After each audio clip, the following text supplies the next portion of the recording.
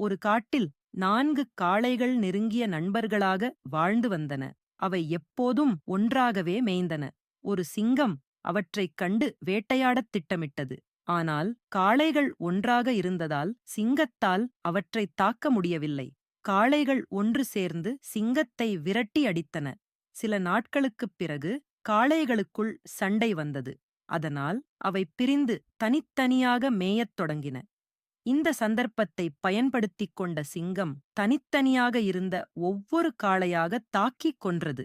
இந்தக் கதை ஒற்றுமையின் பலத்தையும் பிரிந்தால் ஏற்படும் ஆபத்தையும் உணர்த்துகிறது. ஒற்றுமையே பலம் என்பதை இது வலியுறுத்துகிறது.